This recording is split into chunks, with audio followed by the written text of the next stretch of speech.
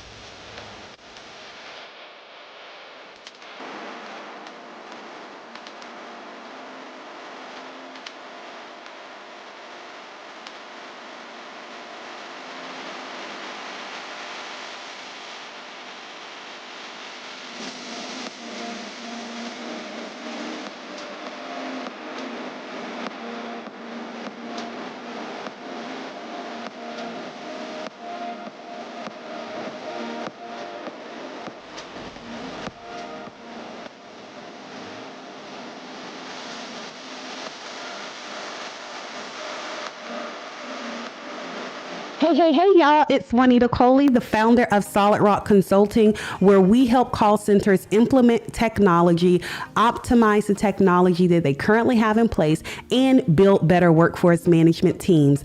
I want to welcome you to Call Center Chronicles. Call Center Chronicles is a place for CEOs, call center professionals, tech leaders, and yes, the customer, looking to have fun yet thought-provoking conversations around how we improve customer experiences and companies' bottom line. We are on a mission to normalize women in tech and workforce management leadership roles, and we believe that that starts with conversation. Welcome to Call Center Chronicles.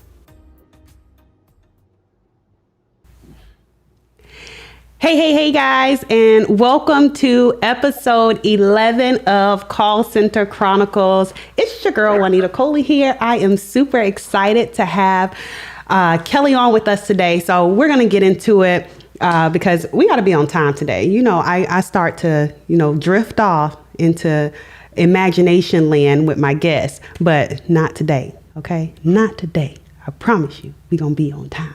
Okay. Anywho, so last episode, we talked to James Wilson.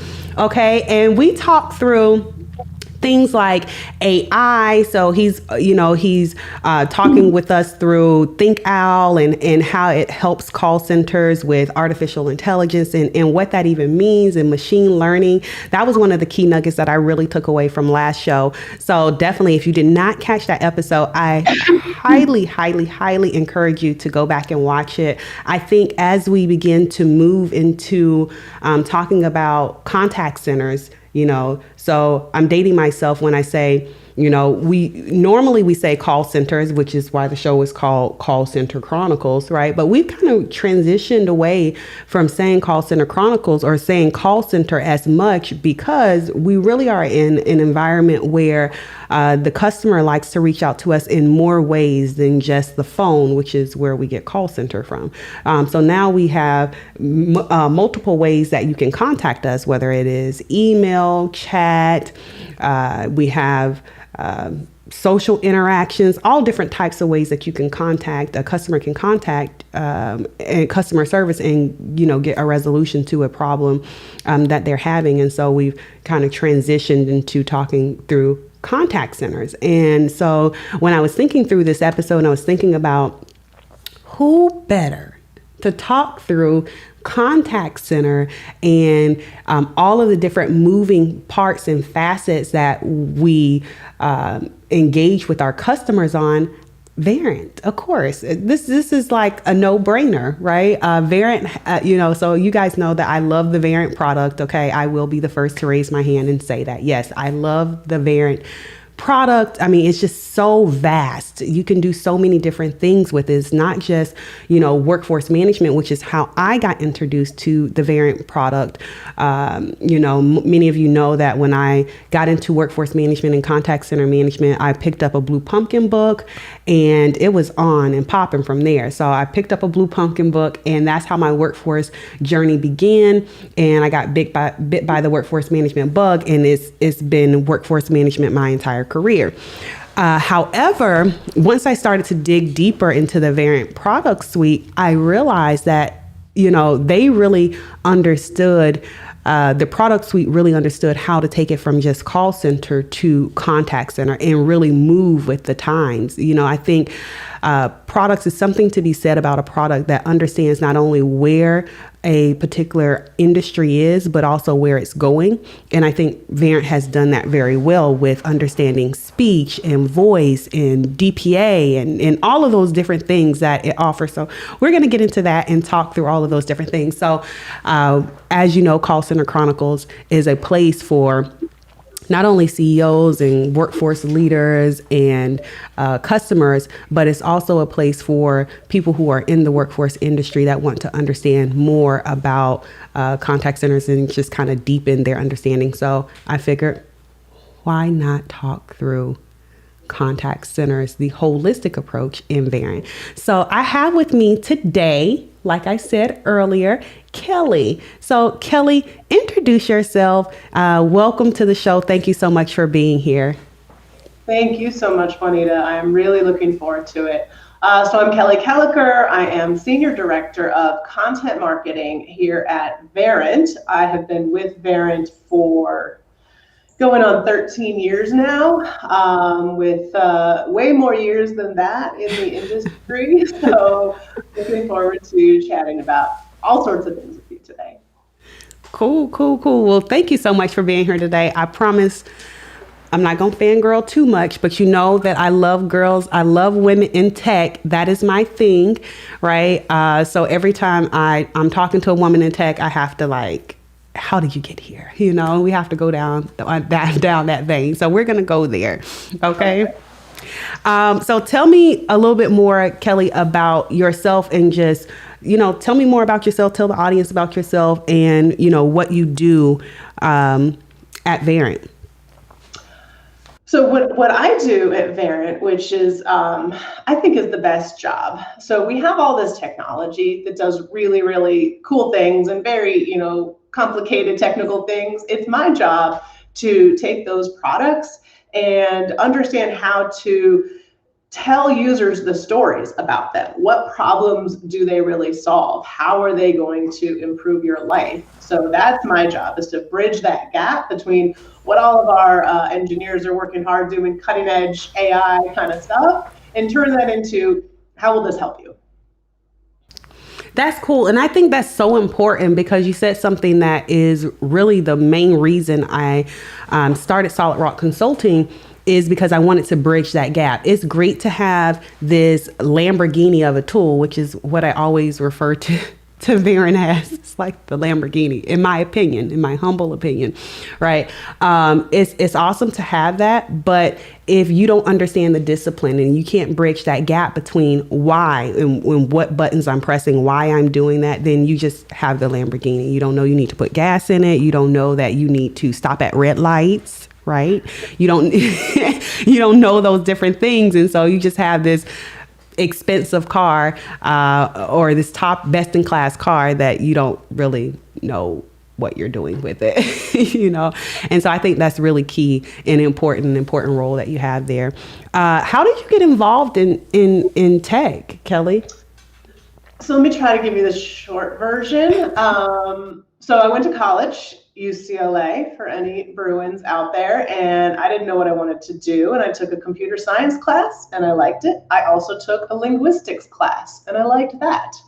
And then I found that it gets really, really interesting if you mash those two things together, which doesn't sound like two things that necessarily relate, but the field that I got into is about computer science and linguistics, is how computers understand human language. And there's so many applications to this in terms of, you know, now you talk to your Alexa, you ask for things, so that voice recognition, the speech analytics. We now have real-time speech. There's also just search engines, typing something in a search box and finding what you want, which is then transitioning into these intelligent virtual assistants. So that's all really fascinating to me, all the different ways now technology is evolving to better understand human language. And call centers, contact centers are the best place to do that, because that's where we're getting the volume of these interactions. So that's how I found my way into this industry. And now, more than 20 years later, here I am. So Kelly, you're the blame for when I'm doing a voice text, right? And it's transcribing it. And I said, wait a sec. And it says something completely different. I'm like, that's not what I said. It's gotten so much better. Think of what it would have been 20 years ago. So it's, the improvements are still coming. Yeah, I think that's so interesting. And then, because Verint has a speech product.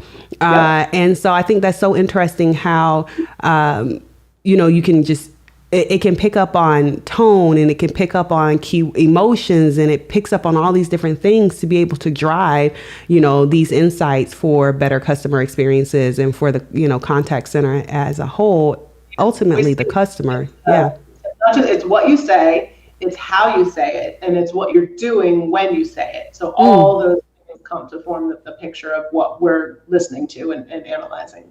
Tell me about that latter part you said. It's about what you're doing when you say it. Yeah, so what we're able to do in our full interaction insights offering, it combines the speech and the linguistic understanding, the acoustic understanding, but also the desktop and process analytics. So it's a contact center agent, while she's saying, can you hold on just for a second? You can tell if when she says hold on, she's furiously typing in a search engine looking for something, or is she waiting on a slow application that's not getting back to her? So you can understand what screen they're on and what they're doing on that screen to help give you more insights into what's being said in the conversation. Nice. Absolutely. That's awesome. So tell me about, I know that the contact center world is ever evolving, and, I think that the product suite with Verint has just kept up with that so well. Tell me how the Verint solution just holistically, I can run down the names of them, like from the WFM to QM to speech and DPA and ad hoc reporting, all of those different things. How do you guys bridge them all together just to keep a simplistic type of approach for the customer, which is the contact center, and then their customer, which is the actual customer. Right. So there's a few things. So first of all, we've now brought all of our products together on the Verint Cloud platform, and that makes everything. So you're not just looking at 20 different products. You're looking at a platform, and all those applications work together, and they, you can plug and play whichever ones that you want to use. But they all also are working together to solve the same problem. We've been talking about what we say is the engagement capacity gap. So what that means is over the last several years, we're getting more and more interactions, and this is happening across virtually every industry. More interactions are coming in across more channels. Like you were saying at the beginning, people are coming in chat and in social and all these different ways people are contacting organizations. Those numbers are rising, but what's not rising is the staffing. You can't just exponentially grow your contact center to account for these changes. So there's this capacity gap where organizations are trying to figure out, how can I still provide high quality service, but I need to do it way more efficiently? And that's really what all of our products seek to do, is to close this engagement capacity gap. And a lot of that is done through AI and automation to help make all of these interactions faster or deflect them off to self-service. But at the same time, you want to optimize them and still give that customer that best experience that he or she is looking for. Yeah, it's interesting that you say that, because it's been my experience being on the consultant side, that in solutions, that what I love about the Verint product is that unified feel, right? So I can get to everything as I've been a consumer. I've worked at United Healthcare, Liberty Medical. I've been on the consumer side using products, and to have to go to 30 different applications to do a single task can really drive user adoption down, right? Because I have to go to too many different places and it takes longer to accomplish a simple task, as opposed to what I've noticed with using Verint as a customer is that because everything is in that unified type of platform, I can get to everything. I can get to, speech, I can get to WFM, I can get to QM, I can get to everything from that unified approach, which then drives my user adoption up, and I'm able to get to things much easier and be able to have all my data really kind of present in front of me to be able to make quicker decisions, better decisions quicker. Right. And that employee experience is so critical. We spend so many conversations talking about your customer experience and that experience for the end customer, but that employee experience for across the board, for your contact center leaders and supervisors, but also the agents. And now those agents are at home, most of them, and so they can't have 30 applications that they're going through because they're by themselves. They can't as easily ask for help. And so you have to have that employee experience really just as fine-tuned as your customer experience, so that they have everything they need at their fingertips.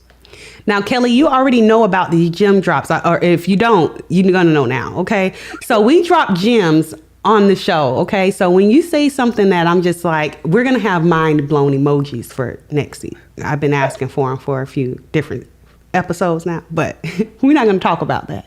So so this season we have our gem drop. So that's when, you say something, I'm like, that's so good, right? And what you just said that I think is just so awesome is we focus a lot on the customer experience, and we've started to see a shift in a pivot from not so much as customer experience, which is still at the forefront, that's so important, but also employee experience. That is monumental. And Cameron, he came on our show and he said employees will never treat the customer better than they're being treated. And that just stuck out to me so much. And you just reiterated that with talking about how the Verint platform has really started to take in to account the employee experience, because if if you CEO, COO, VP of whomever need a report and I got to go to 30 different applications to get the data, you're likely going to get that report late, or it's going to come through with not as much insight because I didn't have time to do the analyzing. I wasn't able to dig into the data deeply because all my time was spent putting the report together, because I had to go to 5 different applications or 20 or 30, I'm being facetious at this point, but you get the drift, right? And so I think that's so important that technology takes into account in the contact center experience, takes into account the employee experience, because if we can create a great employee experience, then as a natural default, I believe, then our customer experience would be better. The other thing I think for CEOs and leaders to keep in mind, if we continue this remote work trend, which I very much hope we do, I have worked remote since 2005. It's the way to go. But if we keep this trend, having the best employee experience becomes monumental for your hiring and recruiting the top talent, because now you can hire people who work anywhere. And so companies are going to be competing for that top talent, not just the talent that lives in their city.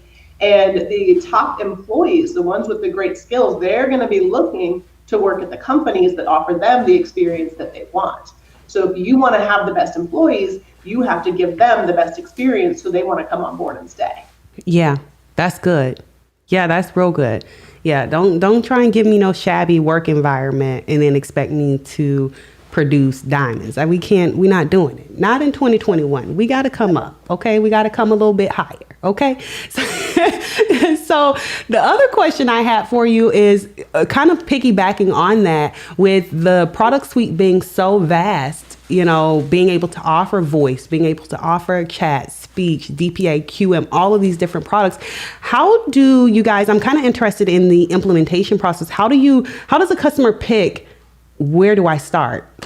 Yeah, it's a good question. And one of our big differentiators that we consider is our start anywhere approach. So there are some solutions out there where it's kind of all or nothing. They say, here's our platform, you can buy it, and it's going to give you everything you need, but you're going to live in this bubble and you have to use everything. Verint understands that a real contact center is not a bubble. You already have some applications. You're going to be buying other applications. So Verint is extremely open. So you can buy just one thing from us and you can use other applications, and Verint's application has a full suite of APIs that will allow you to pass information back and forth and get the most out of the Verint solution, as well as your existing investments, because that's the real world. So our customers start in lots of different places and they buy different components of the platform depending on their needs. So we're seeing a lot right now where companies are getting these new channels on board. So maybe they had speech analytics, but now their chat volumes are through the roof, and so they want to add text analytics onto that. Or now they want to add this intelligent virtual assistant because they want to push more interactions to self-service. So you really can start anywhere, wherever your specific needs are, wherever you think you're going to get that immediate value to then build your business case to grow from there. That's amazing, because I know that is a challenge. I talk to contact center leaders and, operational leaders all the time. And one of the things that is common that comes across my desk is, where do we start? It's so much technology, and I have to think, who was it? Oh, this was, oh man, I'm going to forget. No, remember. Anyway, I'll come back to it. But I'm trying to think of who said it because I want to make sure I quote them right. But anywho, I'll come back to it. But where I was going with that was, it's so much technology, and you can get lost in the sea of technology because there's so many different things to pick from. And unless you have kind of the model that Verint has created with this kind of start anywhere approach, like, hey, just get started. And as you go, then you can kind of see, okay, this works well, this, didn't work so well, or, this is where we need to plug into, or we need to do that. Then that allows you to kind of tweak as you go, as opposed to saying, hey, I got to buy this whole thing and 70% of it I'm not even using because I don't have a use case for it just yet. And so I see that a lot, where sometimes leaders are confused with, do I buy this all in type of product and knowing I'm not going to use 70% of it, or do I kind of start, with something that allows me to kind of pick and pull? And that's the other thing that, again, I love about the product suite, is that you can buy that one piece, but you're still in this unified ecosystem though, right? So you're still in this, it's crazy. You're still in this unified ecosystem where I can still get to, all you have to do is turn it on the back end, right? It's like, okay, well, you're ready for WFM now, or you're ready for, chat now, or you're ready for this now, and you turn it on, and you're still in the same environment. That's awesome to me, as opposed to some other solutions. You can't do that as easily. Yeah. So tell me, I know a lot of times with, I know a lot of times as you go from one iteration to the next iteration of solutions, you have what we call maybe bridging sessions and different things like that. How do you guys keep customers up to speed with like the latest trends and the latest things, and maybe offering them the next level of product offering based on what they're doing? How do you guys keep up with, the contact center industry is so vast. It is. Well, one thing, you just gave me the perfect plug for everybody watching right now. Our Engage event is starting next week, and you can still sign up. It's open to everybody, so sign up for that. You can go onto the Verint site with a huge banner right at the front, so go to verint.com and you can sign up for that. So do that. And that is a great way where, but obviously it's once a year, where you get to see everything that's new and coming, and what the trends are. We've got a bunch of analysts talking, we've got a bunch of customers talking, as well as Verint experts. So that is definitely way number one. But also there's a lot of ways. We have a very, very good customer experience program where we stick with our customers after that purchase and keep in touch with them, not in like a this is your sales guy kind of way where they're always pushing new products, but always just checking in, letting us know what they need. And that's another way we do that. Some other things we have are the Verint Marketplace, where that's a website you can go to as a Verint customer, and we're always putting on there, for example, new reports, new speech analytics and text analytics categories, new automated quality rules, so things like that, where they can come to that marketplace and they can always see what's new and they can give it a try. Our managed services are also always available with experts to help you as you need things going forward. So there's really tons of ways. And then of course, more and more of our customers these days are cloud customers. And so they're getting those updates as they come, several times a year. So they're always getting those latest innovations, which is really so much more of a simpler way to go to get those innovations rather than having to wait to upgrade on premises. And, I'm glad you brought that up, because that brings me to a question that I've been kind of pondering on. Not necessarily just specific to the Verint product or suite, but just the industry as a whole. What do you say to a customer that is, struggling with the idea of moving from prem to cloud? Yeah, and I do wonder, a lot of people simplify it. Cloud is now, you have to go cloud, and they kind of simplify it, where in reality it's a big decision. You got a lot of applications and you have to move them all. But this is, again, where Verint's Start Anywhere approach is really helpful. So we have a lot of customers who've been with us for many years before cloud was a big thing. So they're on premises, and we can just pick one application at a time that we can transition to the cloud. And so we're making it more gradual for them, where it's not this huge, take everything you've ever done for the last 20 years and move it up to the cloud. So I think that's another reason our Start Anywhere is working well. And you can do that in a prem cloud situation with Verint. You can have part of the application prem, part of it cloud. Yeah, absolutely. That's cool. That's really cool. That helps with, I'm sure, the transition and helping to ease that, peace of mind that they're not going to lose everything and everything's going to break. Exactly. What was I going to ask you? The other question that I was going to ask was going to be around, hey, can you hear me okay? Yeah, I can hear you. Can you hear me? Okay. Yeah, I think I'm frozen, but You are a little, I can still hear you. okay, cool. So the other question, Oh, now I can't hear you. what about now?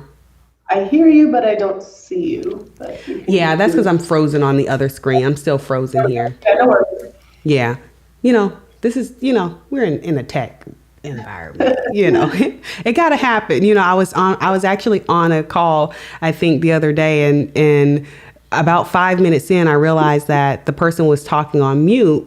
I had asked a question and I thought that they were just preparing an answer, and they're like waiting for me. And they had now asked me a question and waiting for me to answer, but they were on mute the whole time. I was like, well, it's not a real virtual meeting unless you say you're talking on mute at least one time. So, Exactly. it happens, I'm cool with it. But anywho, I remember doing engagements for Verint, and many times the gap between the technology and just like the user understanding, like of the discipline itself, caused for some users like to not get the full user adoption because they just didn't understand the discipline of why would I do a shift bid? So the technology could do it and could handle it, but they wouldn't understand like, what is a shift bid? Why would I do that? How do you guys bridge that gap, between, hey, we can do all the heavy lifting you want us to do, right? But you still got to know you want us to do it. Exactly. Yeah. So I'll give you two different examples that'll kind of paint the picture of I think how we offer our best practice and our expertise. So for example, we have this real-time agent assist, which is awesome technology, especially for somebody like me with this combination of computers understanding human language. So what it does is when an agent is talking to a customer on the phone in real time, it hears certain words that are said or senses, over talk or long hold times. It can do all sorts of things. And it can pop something up to the agent in this work assist application to say, hey, I recognize this customer is complaining. You might want to do X. Or I recognize this customer is trying to change their address. Here's a knowledge article about changing address. And it can do literally anything that you want. But of course, what you don't want is an agent trying to have a conversation with a customer and things are popping up every 5 seconds because that's too much. So that really requires then some best practice understanding of when should you be doing this? What are the right use cases for when this will add the most value? And so we've developed that for our customers when we sell it to say, okay, you might want to start with complaints and escalations. Those are very important things that are good to recognize, and you can pop up something to the agent when that happens. So that's one example. The second example is our intelligent virtual assistant, which is one of the leading, most cutting edge AI solutions in the market. So when you have this intelligent virtual assistant, you can ask it a question and it'll give you an answer. And customers would say, well, what can we ask it? We'd say, anything, anything you want. And they would say, I don't know where to start. I need to actually know where to start. So we developed this product called our AI Blueprint. And the AI Blueprint will go through for each company, it'll be different, and analyze what are people asking about, what are your top call drivers and things like that. And it will actually then print out for you, this is where you should start. This is where you will add the most value. And so those are just a couple examples from just two of our products of how, we're taking that, it can do anything it can do anything, but here's what you should probably start with to add the most value.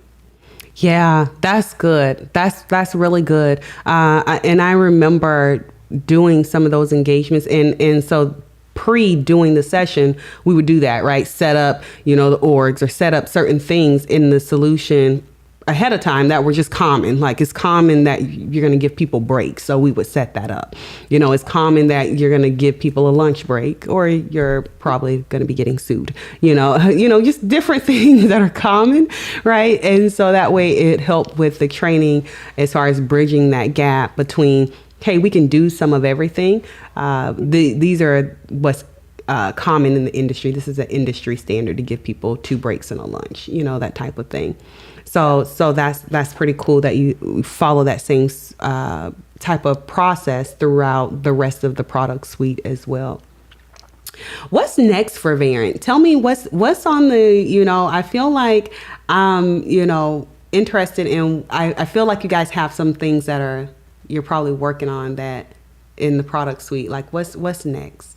Yeah, I mean, I can't divulge Come all on, of Kelly. the secrets. But yeah, I think some of the themes of where we see everything going, AI and automation is really driving everything. Every single customer interaction, regardless of what channel it happens in, if it's a phone call, if it's a self-service session, regardless of where it happens, that interaction can be optimized through AI and automation. So we're continuing to improve on that and give more opportunities for that. Also, bots really are becoming, this digital employee, really. So we use bots throughout every application. You've got bots that are doing your quality for you. You don't have to have a human listening to a phone call and scoring your quality, your quality forms. You can have a bot that does that. So bringing bots more, elevated to this digital employee and using them throughout. Also, I think it's about getting that holistic picture of data across all these channels and all these interactions. A lot of times data becomes really siloed. And so you might have your speech data and you have your self-service data, but that data, it's hard to look at a big picture, and it's hard to do anything with that data, export that data, analyze that data. So having that full picture of data across your interactions, that's another big place that we're spending our time. Yeah, that's what I really like about the scorecards is in the performance management module is it takes all of this data, right? And now it makes it digestible, right? For the managers or the leaders in the contact center environment is the data's good. And I'm a data junkie. I'll be the first to raise my hand, like, give me all the data, like that's me all day, but the data's no good if it doesn't tell the story, if it doesn't focus on that big picture. And that is what I love so much about scorecards and the performance management module is being able to take all that big data and put it in a format that is digestible. So now I can make decisions. Yeah. Many times, I remember being, managing contact centers and being in contact centers where leadership wanted all of this information. And it's like, but are we going to act on it though? Huh? What are we going to do about average handle time being 3 times the times what the goal is? What are we going to do about people missing their quality scores? Like, if we're doing anything, please don't ask me for another report, sir, or ma'am, So it's good to have all this data at our disposal, but I think the data has to be put in a place that is digestible or formatted in a way that's digestible so that we can actually take action and then measure the actions that we're taking to see if we're, making any strides in the right direction. So I think that's really key. If, that's something that we're focusing on or Verint's focusing on coming up with, how do we take even more, give even more insights to the data that, you already have access to. One thing, you mentioned the scorecards. One thing that's becoming more frequent is doing quality management and scoring of your bots.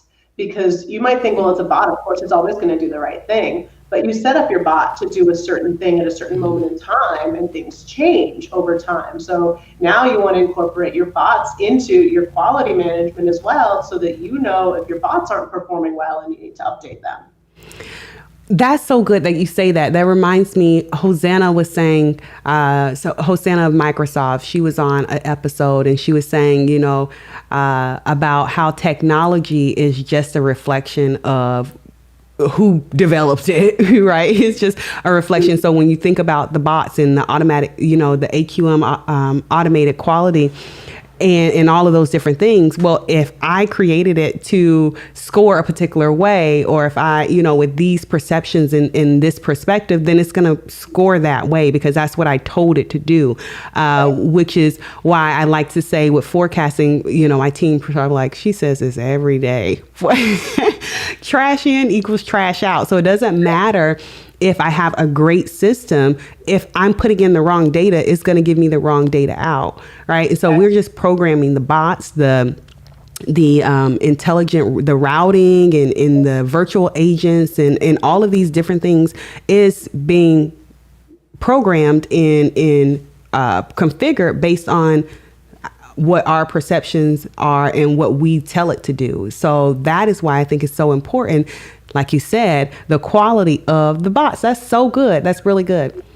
That leads me kind of to another thought. I told you, sometimes I don't even, as the questions come, I'm like, oh, that's a good question. So how important do you think it is that we have diversity in the technology as we're creating this different technology? If the technology is doing what we tell it to do, how important is it that we have people with diverse backgrounds and experiences and different things like that in the driver's seat of the technology? Yeah, I think it's absolutely important because, one person's perspective, that's all it is their perspective, So I'll give an example. We had a company, and I won't name them because I don't remember who it was, but they developed their sales script for agents. This is what you should say in order to do an upsell on this product. And so the agents were following the script like they were supposed to, and they got X amount of conversions. And then they would look at their analytics and say, okay, well, certain people are exceeding expectations of our conversions. Let's look at what they're doing. And lo and behold, they were not following the script. They were saying something else that they had discovered worked better. And so because the people who made the sales script, and I have no idea what anybody's backgrounds were, but they were certain individuals and they had a certain perspective that was limited to what they knew and what they thought. But by the more you can open up perspectives and opinions, and some are going to work, some aren't, but you're never going to know unless you try. And so I think that the technology, like you said, the technology does what you tell it to do. And if you're not open and diverse in the things that you're testing and trying and doing A/B comparisons to, you may be missing out on a lot of opportunities. The other thing is our customers are diverse, Yeah. And so what's going to work for different customers is going to require us to understand all their perspectives. Now, I had to drop a gem on that one, Kelly. Okay. Actually, you saw my hand go up and down like that was our customers are diverse. Right. And I can't remember who said this, but they were saying, how I do remember it. It was Orlando Hayes. Orlando, you said this. Give a shout out to Orlando. Orlando said, a lot of times diversity shows up in the marketing material, but it does not show up in the boardroom. It doesn't show up in the development room, developing the products or creating the processes and the procedures. And I thought that was profound. Again, I wish I had my mind blown emoji because I thought that was profound that I never even thought about that, but it is true. We see a lot of diversity when it comes to the marketing and what we put on, the social campaigns and all of those different things. But when it comes to the development of the product or the process or whatever, that diversity can kind of tend to fade away. And that hampers, and it can hinder the end result, which is the overall customer experience, your sales numbers, like you were talking about the conversion. This other group of people were saying something completely different off script, but that's what they found worked. And it was completely contrary to the experience of the person who created the script. Yep. Yeah. So, and that's so key because again, our customers are diverse. We service people from everywhere. And I think, one of the things that I'm on a mission to get people past talking about diversity from just a ethnic background. Like there's so many different ways. You see me start to blink when I start. It's like, why are we stuck there? Like it's so many different ways that we are diverse. We're diverse in education, we're diverse in experiences, we're diverse in ethnicity. That is one, right? But we're diverse in so many different ways. And I think once we start to pull that all into a melting pot, and we start to have people that don't look like us, they don't think like us, then we can service a wider range, a bigger spectrum of customers, and customers can be represented even better, and they'll have better insights. Age is a really important area of diversity as well, because our younger customers are behaving in a totally different way that some, senior leaders who've maybe been in the industry 30, 35 years, they don't quite understand that yet. And some of them are coming along, but they're getting that feedback from some younger employees to help understand the way that these younger buyers think. That's good. That's really good. Yeah. Like, our younger, customers are young people that are younger in age. Like, why do I have to call you? The information's not on the site. I can't chat. I can't send a text. I got to make a phone call. Like, what is up with that? And so, yeah, that's a real thing. And I think as technology begins to think more about diversity and get involved more in that conversation, then we'll have technology that service a wider range of customers. Yeah. Kelly, I can't believe that it is already 1:15, so I'm in Eastern Standard Time, but we're already 45 minutes into the show.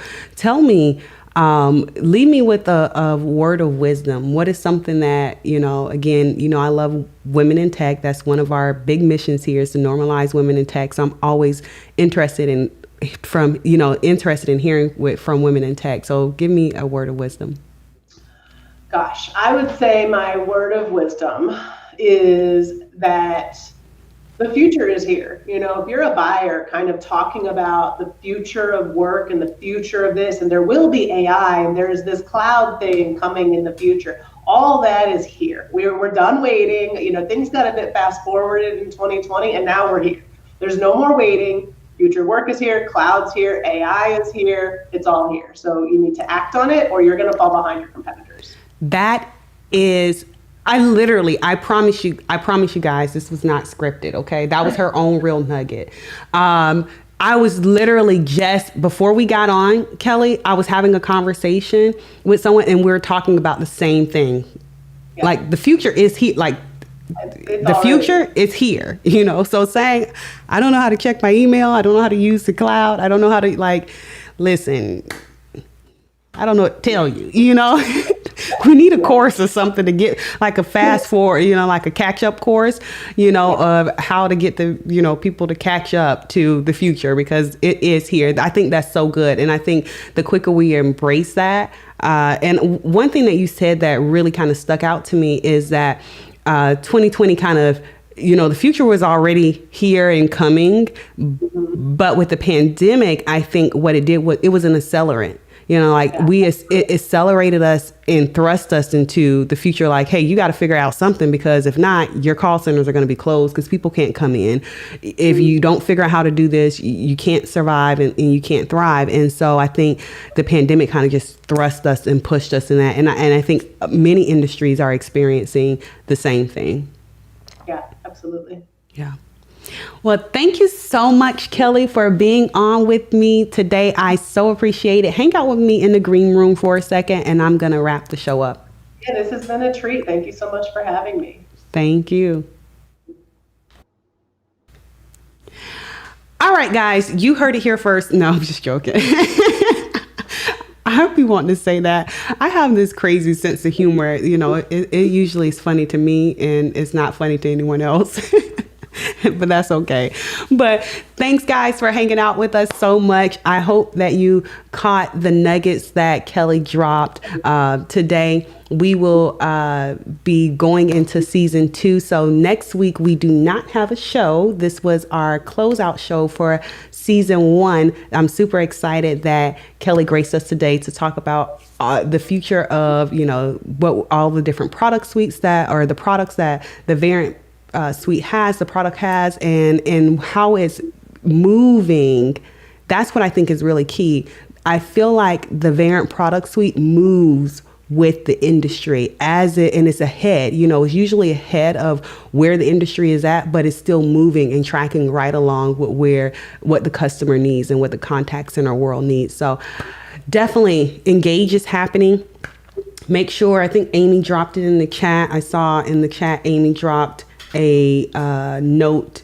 Yeah, I see it in the chat now. Amy dropped a link for the Engage conference. So definitely make sure that you check that out and go register.